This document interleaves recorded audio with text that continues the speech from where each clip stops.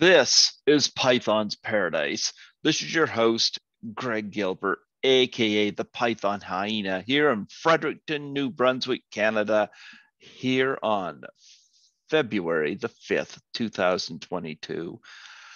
Just got done a big, massive snowstorm. I got told last night not to come into work, but you know what, folks?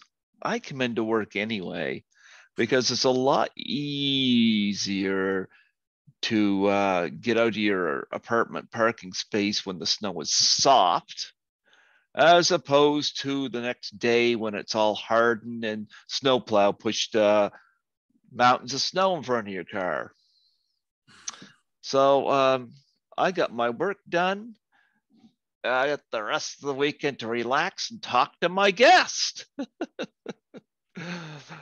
So, folks, I have an independent filmmaker on the show, and I've gotten the opportunity to check out some of his work prior to this interview. So, folks, I give you the awesome Jason Pitts. How do you do, Jason? Doing very well. Thank you for having me, Greg. I appreciate it. Yeah, I noticed behind you that little Freddy Krueger. Is that a figurine you got behind you? Yeah. How cool is that? Is that from New Nightmare? You good? Yeah, it's from. I don't think it's New Nightmare. I think it's more of like just from part three back. Or part 4. Yeah, from far back it looked like it. You got a Nash there. Yeah, this is my horror movie shrine. I got all kinds of stuff. Michael Myers. Yeah. Oh wow.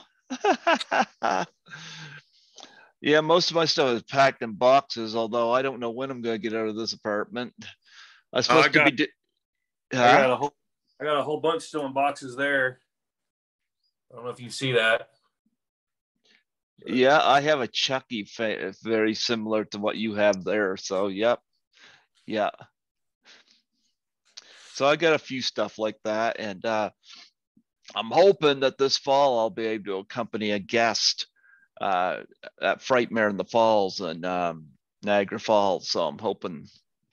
So looking forward to stuff like that. So yeah, I love horror conventions.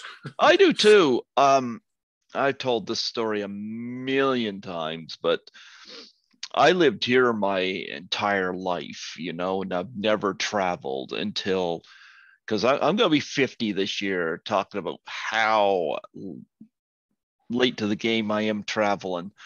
But it wasn't until 2017 that Lisa Langlois from the movie Class of 1984, we got talking about travel. She was a guest for the second time, and she said to me, asked me what was stopping me, and she made me an offer I couldn't refuse. She invited me to assist her at her table at Horrorama in Toronto, and whatever doubts I had about traveling, I had to put aside because there was no way I was turning that offer down. Absolutely. That's a huge opportunity. Yep. And I went, and I'm glad I did, because I discovered, hey, I kind of like traveling. I love Toronto, certainly bigger than here in Fredericton, New Brunswick, but Lisa and I become very good friends. In fact, I got a text from her today about something, and then to do with Class of 1984. And anyway, she and I remain friends, and I've been to Toronto every year since 2017. I always see her when I go down there, so that's pretty awesome. Yeah. That's so I remember going to that first Horrorama too, and that was interesting. When I got a break from her table, I'd take a walk around, and it was very communal. I remember I was wearing a Clockwork Orange t-shirt, and some woman dressed as a demented clown come up to me, and she goes, "I like your t-shirt." And then she rolled her sleeve up, and there she had the Clockwork Orange poster tattooed on her arm. Oh, that's awesome. That was pretty cool. And yeah. And I would be sitting at Lisa's table, and to her right was Leslie Donaldson, and to the left was Vernon Wells, and I've had Vernon on here a couple times, and I would shoot the shit with him, and he was pretty cool. And they had I remember Mink Stoll was there that year, and they had Ashley C. Williams from Human Centipede doing either her first convention, or her first Canadian convention, one or the other. So there was her, and they had John Russo there. Carl Zitier, the composer for Black Christmas, was there. Frank Hallenleder was there, or Heenan-Leder, and John Harrison. They had all kinds of interesting people there. I had a great time. Yeah. I have a great time every time I go to one. Yeah, and then I went the following year, and although Lisa was not the one the following year, she still connected with me. I always do the restaurant scene with her when I go there, or we go to remember 2017 we went to the aquarium, so she and I became fast friends, and that's pretty awesome. And she taught me the ins and outs to using the subway and the streetcars, and she taught me well. So I have fun every year.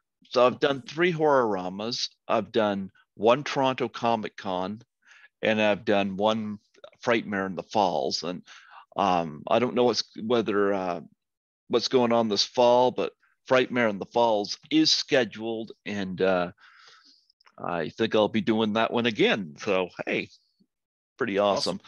Yeah. I'll say one thing. One of my favorite guests I've met at one of these was at Frightmare in the Falls. If you get the chance to meet Felissa Rose, take it, because she is awesome. Absolutely. Yeah, she's awesome to meet. Super friendly. She knows the drill, and she's on her A game the whole weekend. So who are some of the people? What ones have you? What have the conventions have you been to? Oh, so I am really close to Dallas, so I go to Texas Frightmare weekend. Okay. Dallas quite a bit. I went almost every year that they've had it. I think I've only missed like 2, and it's been around for like 15 years. But some of the highlights of the people that I've met are Lisa Wilcox. Interviewed her, yep.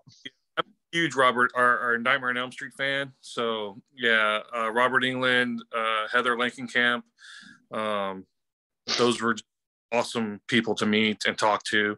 I met Alice Cooper once. Oh, nice. Right there. That was really cool. My mom is a huge Alice Cooper fan, and I a while back, I guess about 15 or 20 years ago, they had this Jack in the Box Welcome to My Nightmare toy. Yeah.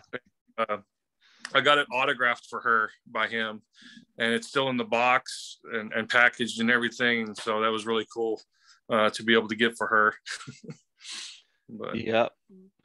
Yep, I always enjoy doing the convention scenes, and I haven't gone to the States to them. I know people have asked me, but I just started making it to Toronto, so you got to give me time, folks. Yeah, you got to give me time.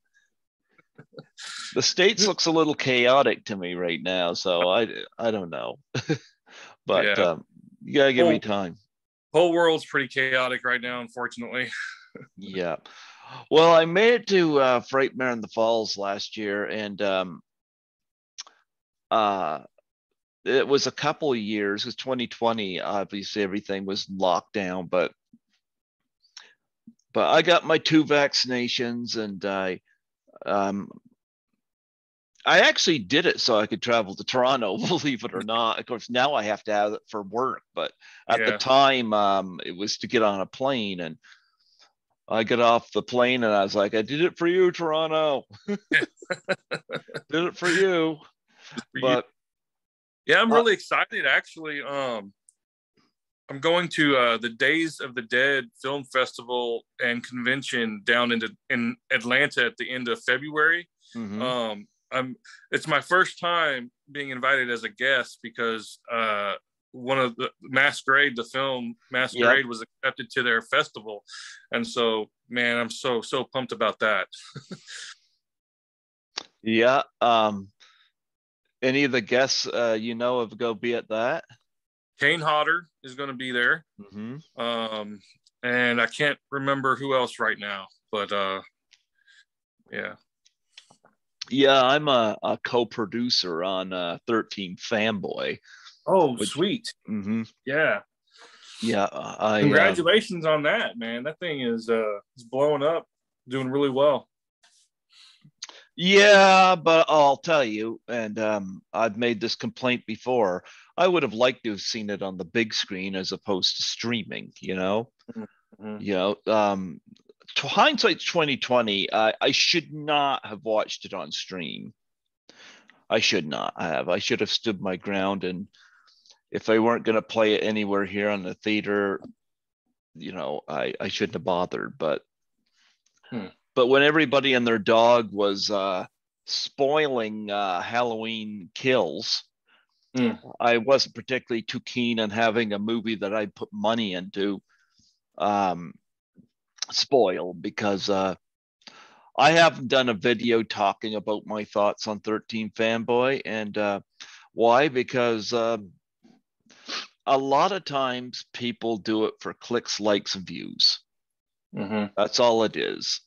They say spoiler alert, but really, it's just all about clicks, likes, and views. And the way I look at it, I don't do this for fame. It's nice to get clicks, it's nice to get likes, and it's nice to get views. I won't turn any of those away, but I'm going to do them at my own leisure. Right. I'm not going to put a video up on the latest Halloween Ends update. I just don't care. I got other things going on. If my interviews or my unboxing videos don't do it, then whether or not I get likes, clicks, and views is not going to change whether or not I get to heaven or not. I don't want to preach to you, but in the end, it's what he thinks matters. And right, you're just doing what you love to do for you, right? Not for I work as a cleaner. That's what I do for money. I've been on the front lines during this pandemic, and last night my supervisor told me not to come in. I had 2 buildings to clean. But in a way, it was kind of a blessing, because when I got down there was no garbages. The floors looked great. I was like, was anybody even to work? So I had a very easy night last night. Yeah. But it took me a moment to get out of the parking lot here. But it's easier to get out of soft snow than hard snow. So yeah. So cool. yeah. But nonetheless, huh? I said, don't want to be sliding around on ice. No. No, you don't. But I made it, and I got my work done. Had today and tomorrow. Like, I just got up like about half hour before this interview. I just because I work back shift. Yeah. And the reason I work back shift is so that I can plan these during the day. So this is always nice. But anyway, the name escapes me. Who forwarded you to me? Lee Payne is his name. Lee Payne. Well, yes. Lee, let's do a little shout out to him, because yep, I've had so many people reaching out to me for financial support on their projects, and I put my foot down and said I just can't do it anymore. I'm not in a position. Last year I had to get a CPAP machine, because I went from moderate to extreme sleep apnea. Mm-hmm. Then I had to get a new car because my old car kept stalling. And once it stalls on a busy street, that's kind of the end of the road. So Yeah. financially, I'm just not able to do the 13 fanboy thing like I used to. Yeah. So I have, huh? I have a sleep pap machine too, and man, they're not cheap. Those the supplies keep coming, and they just keep charging you. It's like, oh my god. Yep. I know how that is. Yep. So what I love the fact that lately I've been getting people message me about having people on my show. Yeah. That I can do, and I don't turn people away. I'm more than happy to have people come on and talk about their projects, and I don't care whether the person's well known or not. I'm not Mm-hmm. well known, so I'm not in any position to look down on anybody, whether they're on the cover of Time magazine or not. It's Yeah. Yep. I'm not in any position to look down on anybody, so I'm happy to have people on to talk, and so Well, I'm happy to be here and to talk about our films. We're trying to do something kind of special, just a bunch of people wanting to do what they love and to continue to do that. And I think that that the quality that we are producing is pretty high quality. Like Alone and Masquerade. I'm hoping that being able to show those two films will lead to people having the confidence in me and my team for the third one, Lonely Echoes, to feel confident that their contributions won't be wasted, and that they can be a part of something that people all across the world is gonna see. 13 fanboy, people everywhere are seeing that, so it's kind of a same situation. But you saw Alone and Masquerade, right? I did. And I love the fact I'm with Lonely Echoes, you call it your Alone trilogy. I'm like, Yeah. okay. I'm gonna say I like both films. I like Masquerade the best of the two, but we're Yeah. gonna start with Alone. I love the fact that these are totally different. And of course, Alone, I'll give a little summary here. Starts off with this woman who is getting kicked out of a hotel room by this guy she was sleeping with. And I guess she was prostituting her out to this guy. And this guy turns out to be law enforcement. He's one of the shadier types. And she ends up out in the parking lot. And she's got some bruises on her, and she's got to go pick up something to patch herself up with. And of course, in the convenience store, she encounters an elderly woman who is very friendly and seems willing to help her out. Yeah. So she seems willing to help her out. So a friendship blossoms during a road trip, but not all is what it seems. But I won't spoil anything. There's a reason the movie is called Alone. That is a Yes. running theme. Yes. Talk about making this movie. I enjoyed it very much. I especially loved the elderly woman. What an Yes. interesting character. Yes. Okay. So Alone, you hit the nail on the head when you talked about the theme. The theme for that first movie is all three characters are alone. They feel alone, like deep in their soul, in their own way, and they're dealing with it in their own way. Brock, the sheriff, Uh-huh. he's been a big fish in a small pond his entire life, and for him, it's really important for him to be the guy in charge, to be the man. You know what I mean? But in doing that, he's alienated everybody around him, like his wife. Like he's looking for companionship outside of marriage. So he's alone himself. Mm-hmm. The main character, Kat, she is an outcast in her own family. Right now she's at the lowest of lows. She's just drifting across the country looking for where she belongs, looking for something, and she's alone. And then Patty, man, the elderly lady, she spent decades working at like a nursing home as an RN, and just watching all of these families bring their loved ones to this facility, and then just basically leave them there and forget about them. And she saw person after person after person just die alone over her career as a nurse. And so she is dealing with some majorly heavy mental anguish and pain and trauma from that experience. And it's manifesting itself in some very unhealthy ways, and you'll see more about it in the film if you guys decide that you want to watch it. And Alone is available on YouTube right now for free, so you can just search YouTube, Jason Pitts Alone. It'll pop up, or I don't know if you can put a link in the comment section or I can, wherever. Yes, I can. And by the way, folks, not what you quite think it's going to be. Yeah.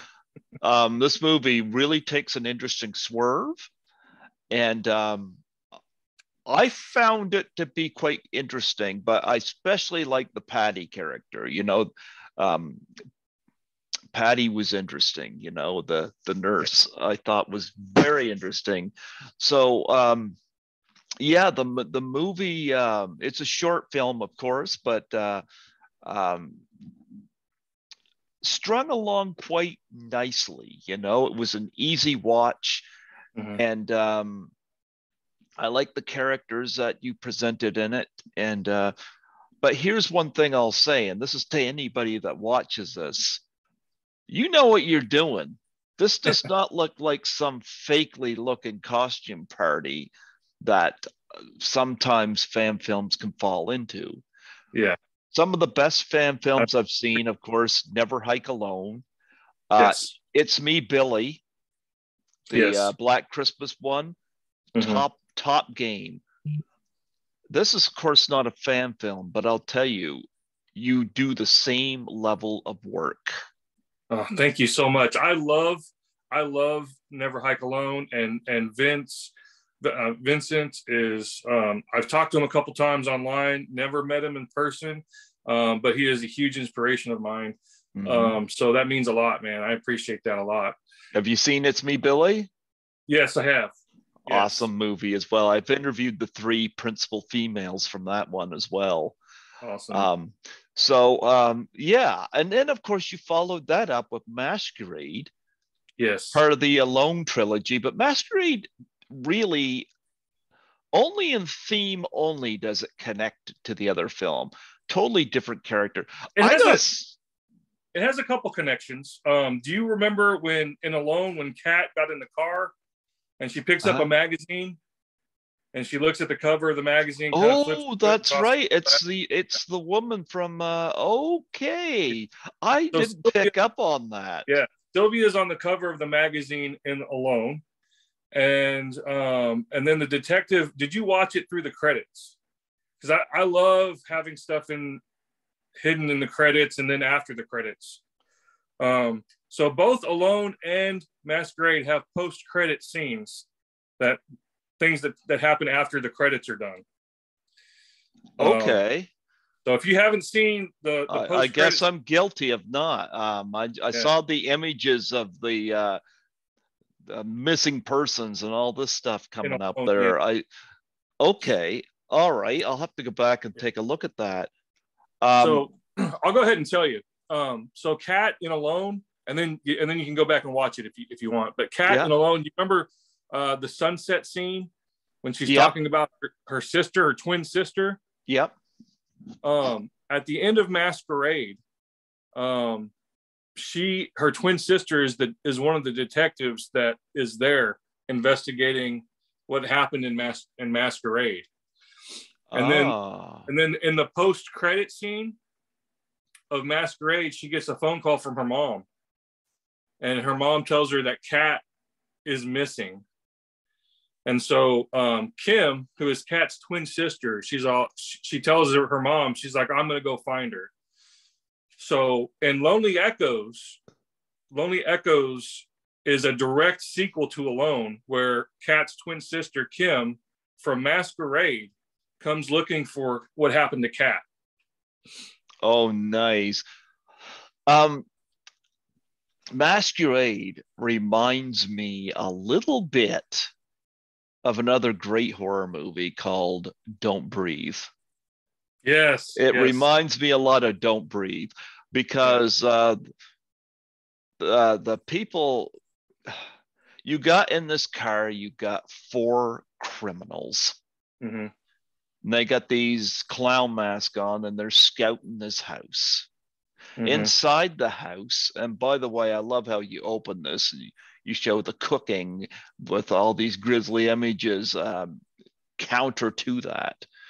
Yeah. But you got this woman who's cooking up this meal, and she's getting ready for a blind date, online date. And she's getting everything ready. And finally, this guy appears at her door, and she lets him in, and they have themselves a dinner date that ends up going sideways, but not sideways in the way that we think. Actually, I found this, I don't want to give anything away, but boy, I thought it was clever, the writing here.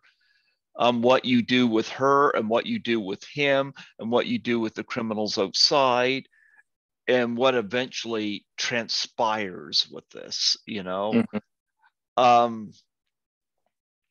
I enjoyed that. I enjoyed Alone a lot.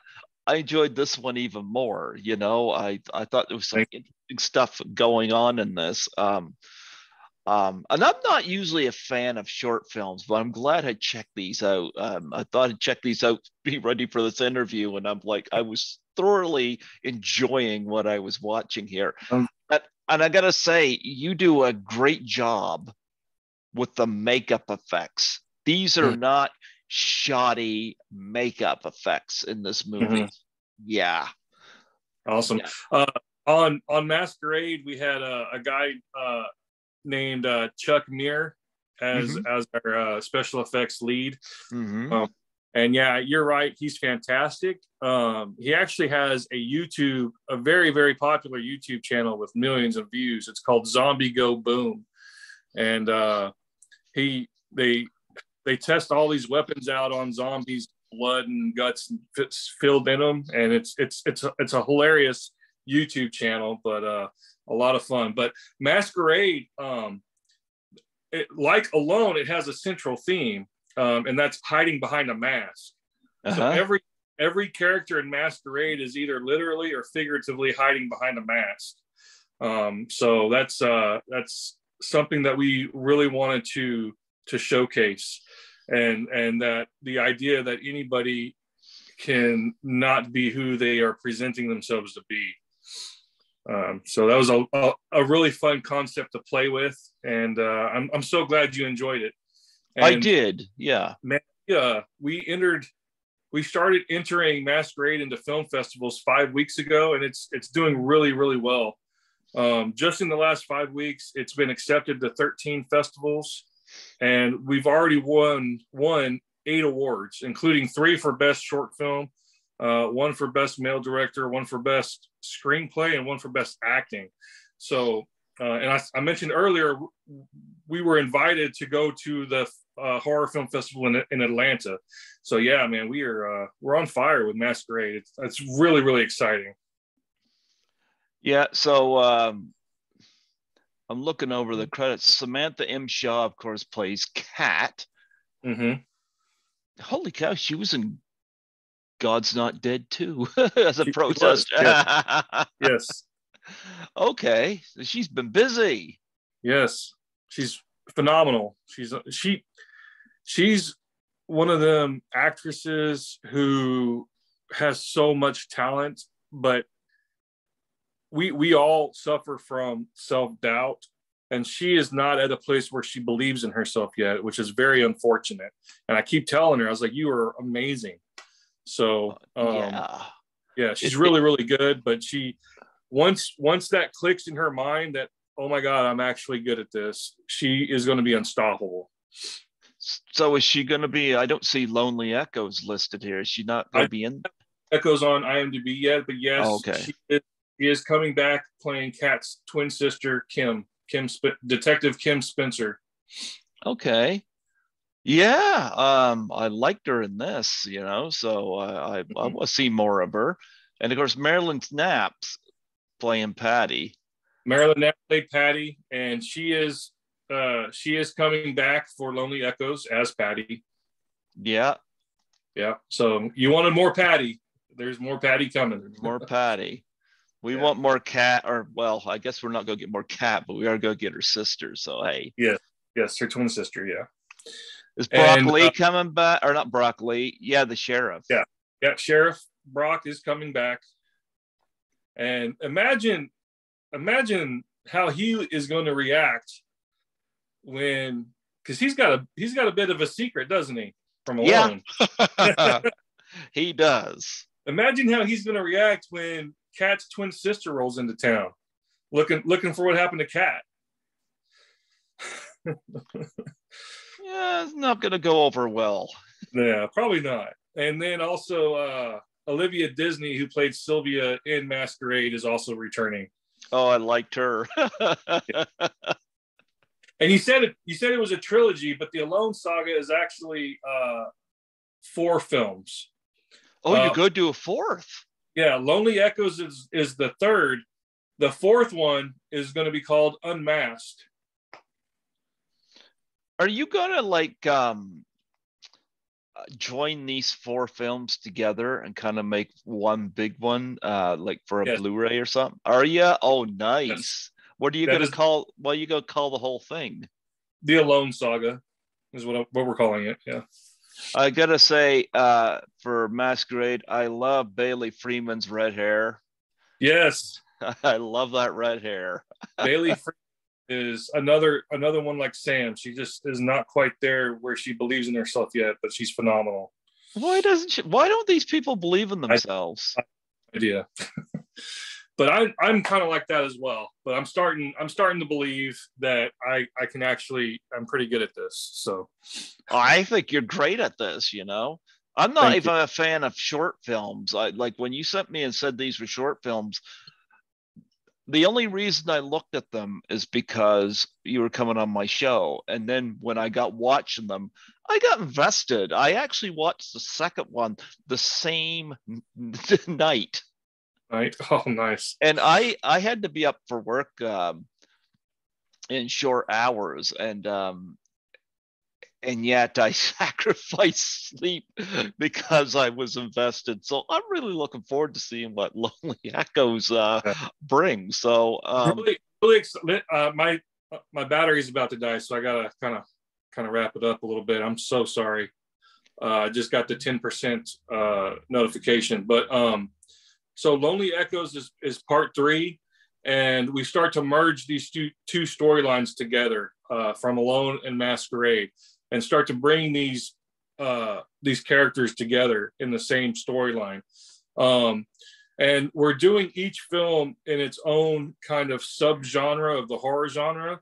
Mm-hmm. Alone was like the psychological horror film, like Misery or like Psycho. Uh-huh. Masquerade was like the home invasion slasher film, like well, you mentioned Don't Speak, or what? No, it was Don't Breathe.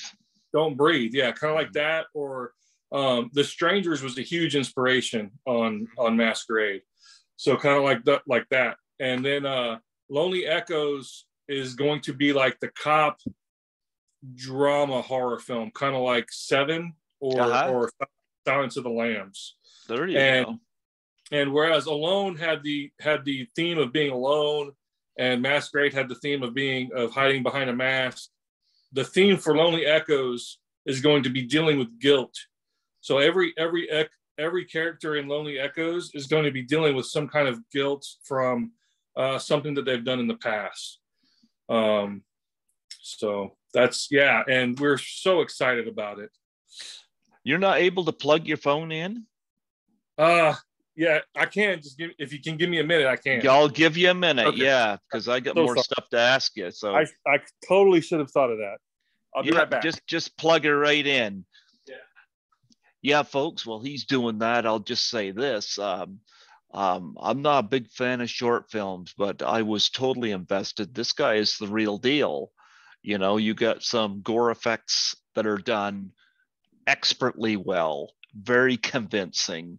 And Alone and Masquerade both took totally different paths from what I expected. So I'm actually really looking forward to Lonely Echoes, and I guess we're going to have a 4 of Unmasked. So I really like where this is going. So if he mashes these together into one film, should be an interesting concept to all come together. So I love seeing the creative juices flow and seeing what happens with this. And there we go. Yeah, all plugged in? Yeah. Say, there you go. Now you can promote longer. Yeah, absolutely. Thank you for that. I'm sorry. Yep, no problem. You know, but yeah, while you were doing that, I was just plugging your films a little bit more. But yeah, I love the fact so you're going to do 4 of them. Yeah. There you go. So yeah, 4 of them. Okay, I'm good. Okay. Yeah, one other thing I wanted to ask you about, speaking of horror, you also have, let me see. Here it comes. Voorhees, Night of the Beast. Now, I'm going to be honest with you. I didn't even know about this film. I didn't know about this film. So you'll have to fill me in on this one. I've seen so many of these, and I this one flew under the radar on me. So heavily inspired by Never Hike Alone, Jason Rising, and Roseblood, those amazing Friday the 13th fan films. We shot Voorhees, Night of the Beast, that I wrote and directed. We shot it back in October. It's in post-production right now. When we get off here, I'll send you the link to we have a trailer out, and I can send you the link to that. Mm-hmm. Voorhees, it takes place between Friday the 13th, Part 8, Jason Takes Manhattan, and Jason Goes to Hell, Part 9. Okay, yeah. And we're kind of bridging the gap between the two eras, I guess, because Jason Takes Manhattan is like the end of the Paramount era, and then Jason Goes to Hell is when things start kind of going a little crazy with the storyline. You know what I wish? I don't mean to cut you off, but I wish Paramount would get the rights back and do Friday the 13th Part 9. Mm-hmm. You know, and that's I'm not saying do a Halloween 2018 and forget about Jason Goes to Hell. Yeah. But the New Line films can really stand on their own, you know. They can. Yeah. Yep. Because there's no extension between Jason Takes Manhattan and Jason Goes to Hell. Right. But and that's what we tried to do with this film, is bridge the gap and create that extension. So one of the main characters in Voorhees is one of the little kids from Part 6 that was hiding under the bed, grown up and dealing with the post-traumatic stress of that experience. Jason still haunts him in his nightmares as a grown man. Mm-hmm. And so that's one storyline that we kind of follow in it. And then we are also we have a younger Creighton Duke from Part 9 in it. So it serves as like a resolution story for the kid in Part 6, and an origin story for Creighton Duke from Jason Goes to Hell. Mm-hmm. And while we're telling those two stories, we also have a Bigfoot. It's Jason versus Bigfoot in the film. Okay. But yeah, it was a lot of fun to shoot, and I can't wait for everyone to see what we did with the character and these ideas. But yeah, I'm excited for it. I grew up with the Friday the 13th franchise, Yes. you know. Yeah, I remember the first one I saw was Part 2, and I was baited into watching it by my cousins, and it became the first time I'd seen a naked woman. Oh, goodness. Kirsten Baker. Yep. Yeah. That was when I found out men and women look different. I would have been 9 years old in 1981 when that came out. I didn't see it until, I don't know, must have been maybe 84 at the latest, maybe a little earlier. And people say, how did you not know what women didn't look like at that? Because at 11 or 12, I wasn't interested in girls. You know, I was collecting Masters of the Universe toys and stuff. You Right. know, Right. I, you know, wasn't until I really got into high school I had any interest in the opposite sex. And well, I'm still single because, well, I realize I don't want to go crazy. I keep women as friends. If I'm gonna live with somebody, I get a cat. I think it does me well. And I'll say the same thing to any woman. You don't want to live with me. I'm too set in my ways. Way too set in my ways. But nonetheless, but I've seen about half the franchise in theater. I saw Part 7 at our old Twin Cinemas in 1988 when it came out, and that theater is now closed down, became a call center. But I remember there was a guy dressed up as Jason ripping tickets. And funny thing is, my older brother and I went to that, and neither one of us were 18. So how we got in, I don't know. Anyway, I saw Jason X in the theater and immediately and still regretted seeing that. I think it's the worst one of the franchise. Yeah, it has its moments, but yeah, you're right. Yeah, the end. Yeah. I'll say this. I did Okay. like what is it, Pan Am or whatever the robot was. I liked robot, her. Yeah, I liked her.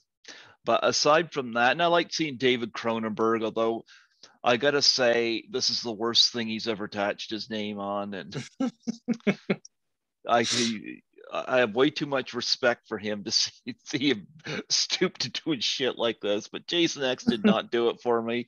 I did like the face smash scene, I'll say that, but yeah. Anyway, I saw that. He ranked as one of the top kills in the whole franchise. That's the face smash. It's one of the top kills and one of the shittiest movies. But anyway, there was that, and then I saw Freddy versus Jason on the big screen when it came out, and I can conclude to say that Ronnie Yu should never have been directing it. There's a guy that watched, who claims he watched the first films of both franchises and decided he was the guy to direct this because the studio said he did Bride of Chucky. I'm saying, well, so yeah. So I can see somebody watching the original Nightmare on Elm Street and getting a grasp on Freddy, but you're better off watching an episode of My Little Pony than watching the original Friday the 13th and figuring out what Jason is all about. Right. Yeah. What a total waste of time to watch the original film to make Freddy versus Jason. He got absolutely nothing out of that. Nothing. Mm-hmm. You know, and Jason being afraid of water. Well, we've seen from some subsequent sequels that's not necessarily true. You know, yes, he drowned, but so Ronnie, you So should not have been I think what they were director. going for there is like deep, deep, like really freaking deep down in Jason's subconscious, there is a fear of water. But like when he's awake in reality, there is none. And I think that's what they were going for there. Because if you like in Freddy versus Jason, he's not afraid of water unless it's in the dream sequence. So I can kind of understand it, but again, I'm kind of with you and the fan and a lot of fans too. I say, Ronnie, you watch part 4 or part 6. Yeah, That's what I say, you know. But anyway, I saw Freddy versus Jason. Then I saw the reboot. Didn't like that film either, but I'm going to give a different take on the reboot that nobody does. Nobody does. I look at the reboot as a sequel, and I'll tell you why.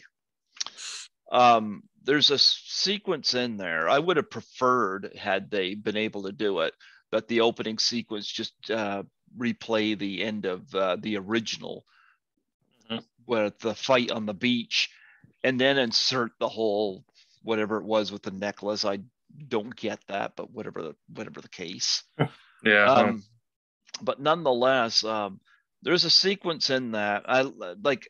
If he loses his hockey mask, logically he'd go back to being Sackhead, you know. Yeah. And I got to admit, I think the opening segment to the reboot was great. Right? Yeah. My favorite shot was him as Sackhead coming at that girl, and you're about to swing, and it cuts to the great. Yeah, I thought that was all great, fantastic. But when he loses when he's in that struggle and the sack comes off his head, and he goes to retrieve it after the kill, he sees the hockey mask. It's almost like he does a double take, like he recognizes it and he puts it on.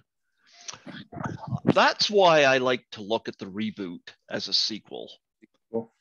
Yeah, he's got another mask. Yeah. You know, it allows me to at least be able to accept the reboot on its own. Yeah. As opposed to let's create something new and shitty. You know, I can at least. I didn't like the underground tunnels and all the traps. That was just weird.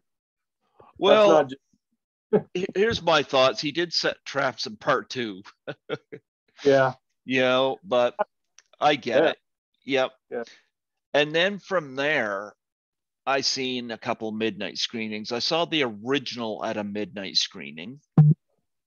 And I saw when I was in Toronto for Horrorama 2019, I went to Drunken Cinema, who's one of the theaters there, and went to a midnight screening of Jason Lives.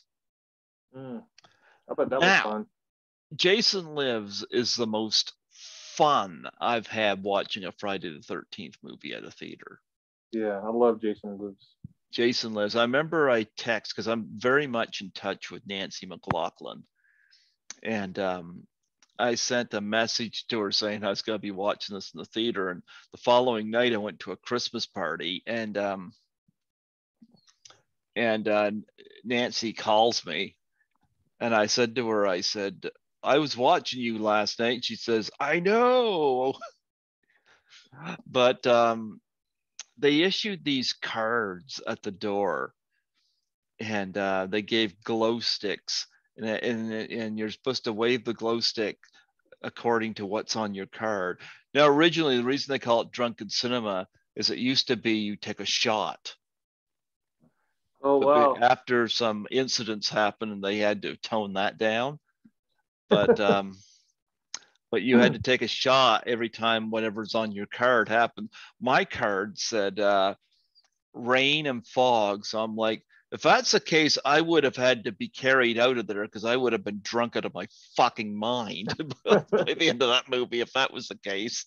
Yeah. But I said, why not just serve it's not just alcohol, serve pop or something, you can still play the game, just do a different beverage. You don't have to drink.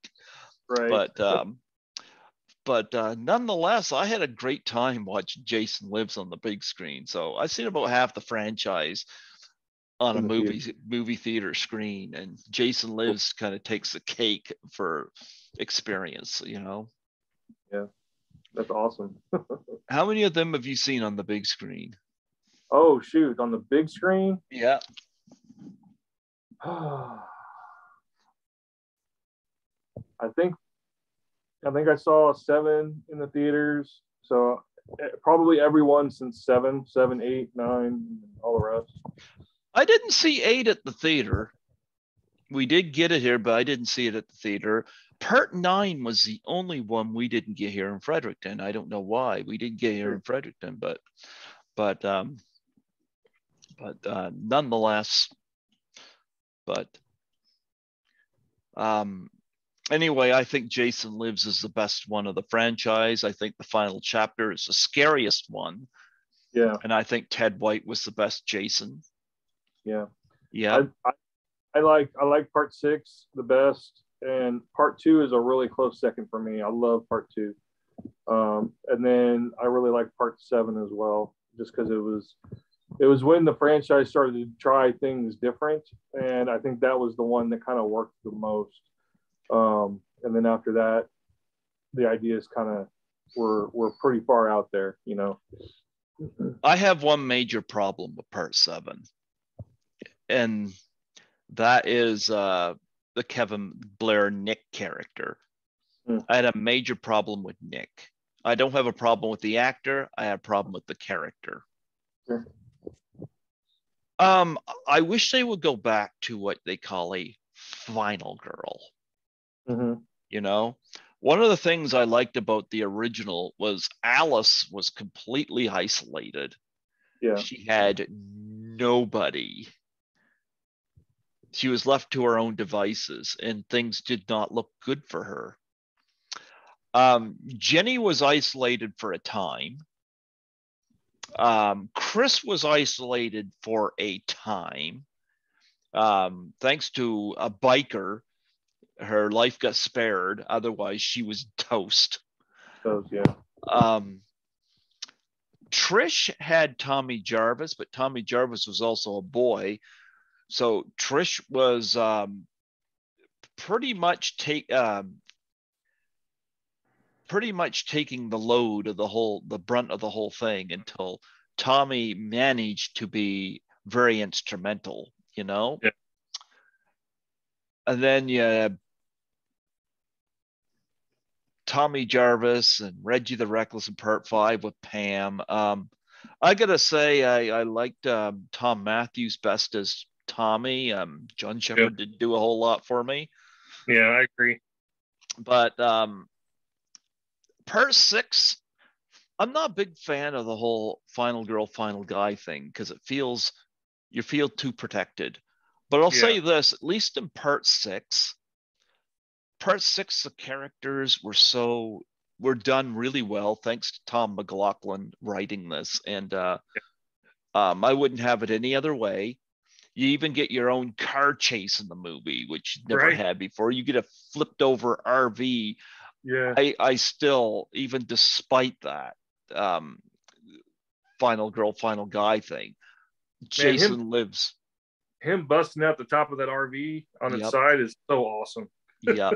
However, in part 7 and 8, the final guy thing didn't work. Tom Matthews was great. Wouldn't have it any other way. Even Stephen Freeman and Jason Goes to Hell, I'm fine with. Man, I have a huge problem with that. I like the character. I think the character was good. But that last fight with Jason is freaking ridiculous. Jason could have killed him about 20 times, and all he does is spend 10 minutes of screen time just throwing him around. Like, every time he has his hands on him, he could kill him. He even takes a rake out of his chest and throws it away when he could have used it to kill him. I mean, that whole fight sequence at the end is just absolutely ridiculous. I hate it. I hate it so bad. Well, I'll get to what I hated in New Blood. You got Nick, who didn't even need to be in the movie. He's basically there to be Tina's potential fuck buddy. Yeah. That's all he's there for. He's there for his cousin's birthday party. Well, his cousin, of course, doesn't make it. So he's got no real purpose in the movie. So it boils down to Tina, who's got telekinetic powers, something I'm sure Alice wishes she had in the original. Absolutely. You got Tina and you got Nick. I would say at least twice in the third act, Nick gets knocked out. Yeah. He gets grabbed by the arm and slammed against the wall. Tina saves his ass once when he's trying to put his foot through him. But the biggest crime done here is at the end of the movie. This is the worst shot or worst sequenced for me in the entire franchise coming up here. The worst. It pisses me off every time I see it. They're on the dock after the house blows up. I would have ended it right there at the house blowing up. Mm-hmm. I would have ended it right there. And then have a post-credit scene where Jason's hand kind of busts out of the debris or whatever. Yeah. But no, they got them on the dock. They're hugging. Then out of nowhere, Jason grabs Tina, tosses him aside. Nick gets up and fires a bunch of shots into Jason. What does Jason do? What makes this so shitty? He bats the gun out of his hand and he pushes him into a canoe. Knocks him out. Mm-hmm. Gee, if poor Haas in part 6 could have been so lucky and just got pushed into that coffin in that dugout grave, what happened to him? Oh, he got a fist rammed through him with his heart beating in Jason's hand on the other side. Right. And Nick gets pushed into this canoe because the writers just had to save Nick because he's the love interest. And I'm like, you know what? Fuck this. It's the worst sequence in the franchise for me. I'll take whatever's in Jason Goes to Hell or Jason Takes Manhattan or even Jason X over what that one sequence. I hated it. I hate it every time I see it. Why they kept trying to spare him. And it seemed so out of character for Jason to push this guy. Really? What is this, a playground bully? I hear you, man. And that's how I feel about Steven's character in the same. I feel the same way, except for it's over and over again in that entire sequence at the end of Jason Goes to Hell. It's just like Jason has his hands on him literally like at least 8 times. I'll say one thing with Steven, though. At least Steven belonged in the movie. They could have written this without the cousin part of it. He was written in as a potential romantic crap. And he didn't need to be there. I would have liked to have seen one-on-one Tina with telekinesis versus Jason. That third act. Have her isolated the same way some of the other final girls was. She didn't need Nick. She had telekinesis. Right. We didn't need a push in the boat. Oh, I hated that so much. Then there's Sean Roberts in part 8, who didn't annoy me as much. But, Jason Takes Manhattan, I think potentially could have been a great slasher film had Paramount allowed them to have the budget to make it. in Manhattan. Well, here's Yeah. something. I interviewed the girl at the beginning of the movie, the one that is on the yacht. Yeah. And she and I got laughing about how dumb her death scene is, because she basically traps herself in this little hole. Yeah. She says, yeah, it was dumb. She said that wasn't how it was supposed to be. And I said, indulge me. Originally, her character was supposed to get out of there, escape Jason, and dive off the edge into the water and start swimming away. And Jason was going to fire the harpoon. It was going to go right through her. Cool. You know why it wasn't done that way? Money. Nope. Because why? the water was too cold and they didn't have a stunt double. Oh, yikes. So she agrees her death scene in Jason Takes Manhattan is so stupid. So stupid. And when I stop and think about how great would it have been had they had been her jumping overboard trying to swim away and him shooting the thing through her, how great would that would have been? So I agree. So if they weren't going to give them the budget to shoot in New York and do the film they wanted to make, don't make the film. Right. And then when they do get to Manhattan, supposedly it's Vancouver, they're in back alleys somewhere, you know, like right. I wanted to see more of the city. Absolutely. Yeah, and this whole thing, Jason as a boy after the toxic waste, makes no fucking sense. The only thing I can think about that is what Vincent DeSante said. He said that he appears as a boy only to Renee. And maybe that makes a little sense, I guess, but whatever. Yeah. Yeah. I don't get it. Yeah. That's why I'd like to see Paramount do an official Part 9. Don't end your franchise with Part 8. Do a Part 9. Do Friday the 13th Part 9, subtitle, whatever, you know? Right. And do that. And, you know, that doesn't mean you're bypassing Jason Goes to Hell, because you can insert Jason Goes to Hell wherever, you know. Wherever, yeah. Yeah, and by the way, I love the opening of Jason Goes to Hell with Julie Michaels as the decoy. I love that. That was great. It's a great sequence. Yeah, I agree. Yep. I've had Adam Marcus on here. Great guy to talk to, and he had some ideas. Some worked, some didn't. I don't hate Jason Goes to Hell. I don't hate it either. I like a lot of it. And Voorhees Night of the Beast, we kind of expand on the lore that was established in Jason Goes to Hell and kind of explain it a little bit more, which I'm really excited about. And I think that fans of Part 9 are really gonna like our movie. Mm-hmm. Well, after you got, of course, done with that, now you're doing your Alone trilogy. Well, it's gonna be quadrilogy now. I love the fact, because there's a lot of people making fan films, and I know of somebody that's making a Halloween fan film who seems to think he's going to make money at it, and no, you can't.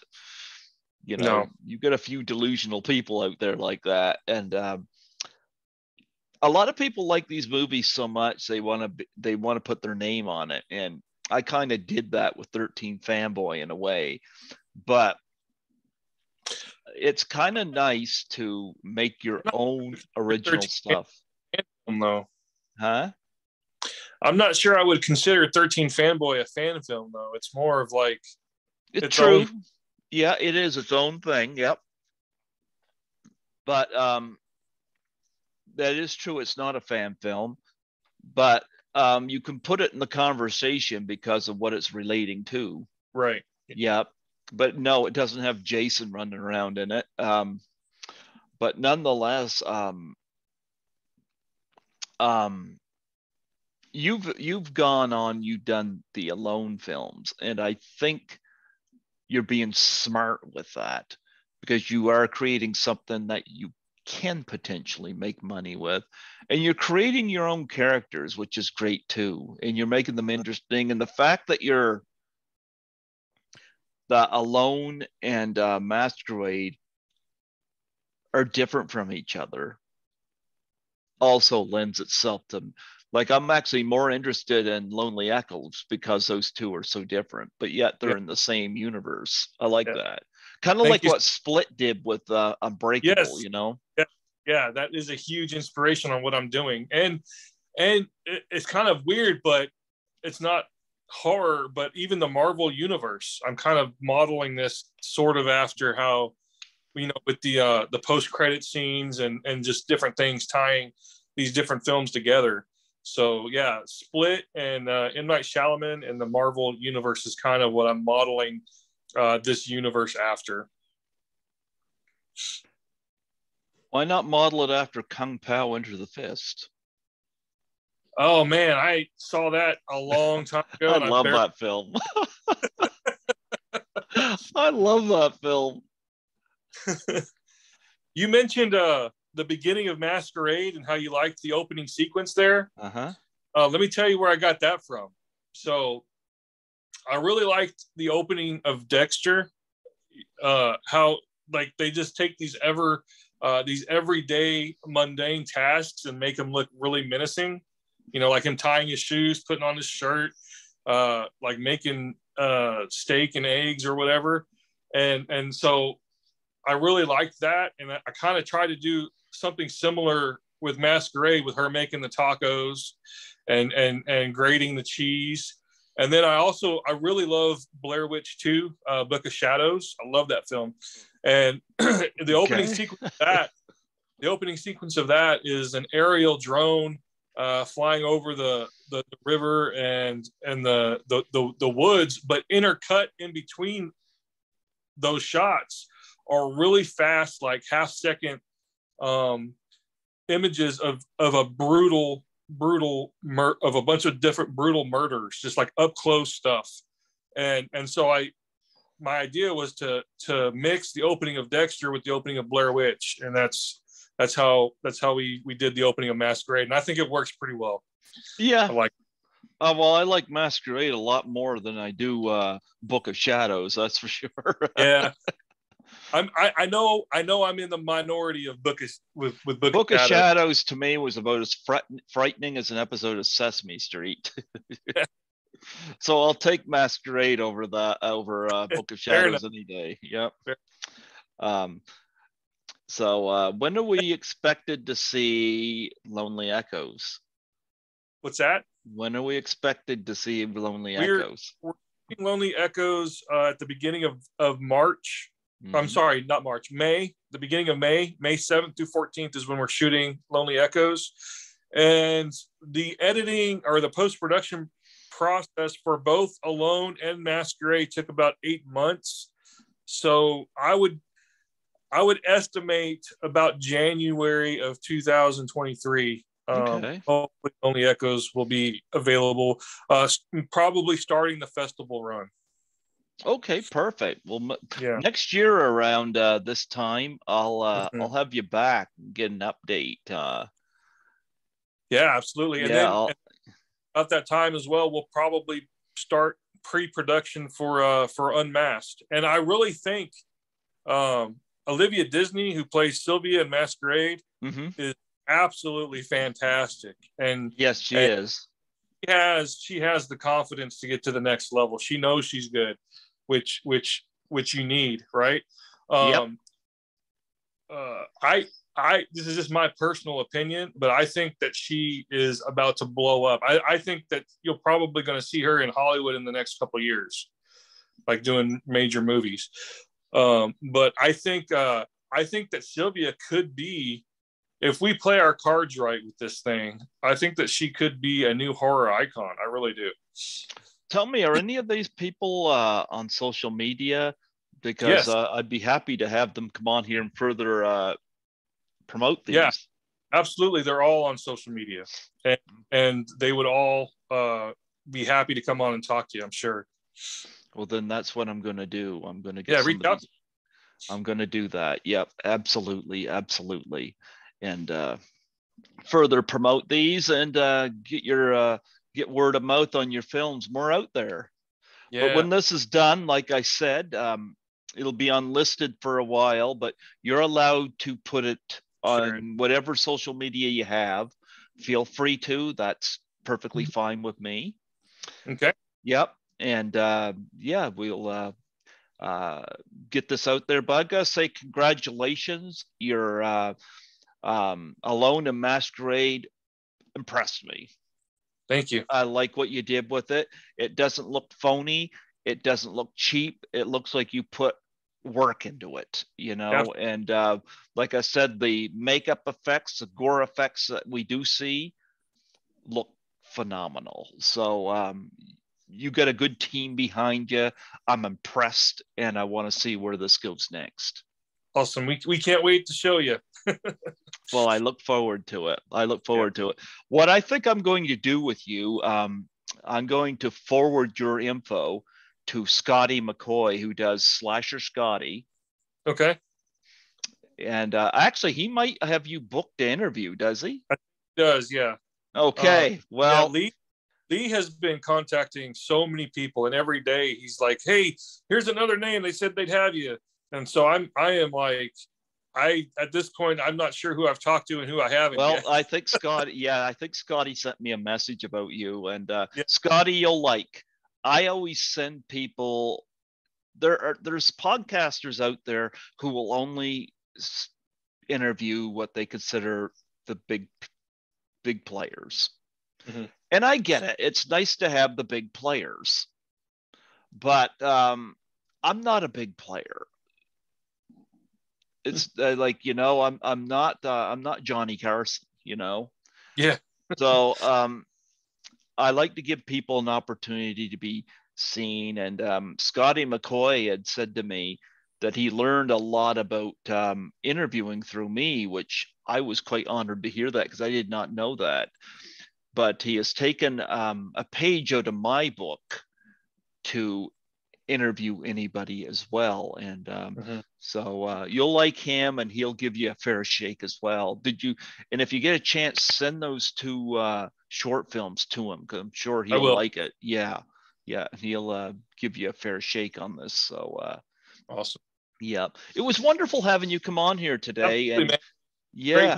Thank you so much. And next year around this time, I'll have you back. We'll talk about we can later on this year, around May 13th is a Friday. It's a Friday the 13th.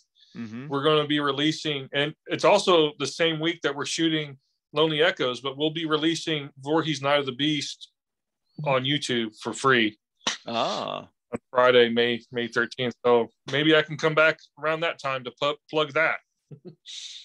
And I will also send you the link to the trailer that we have for that. Okay. We'll do that. Anyway, you have yourself a wonderful day, and stay out of the cold if you're in the cold. What, you got snow there? We did, yes. Yeah. It's dark out there now. Yeah. I had to park away from our parking area because I couldn't find a place to park in the apartment area last night. So I have to walk to get to my car, and oh well. At least it was off to the side, and maybe things will be plowed out. Yeah. All right. Thank you for having me. I appreciate it. No problem. I appreciate you coming on here. So absolutely. You take care. God bless, and keep doing what you're doing. You're on the right track. Thank you so much. All right. I'll see you next time. All right. Bye-bye.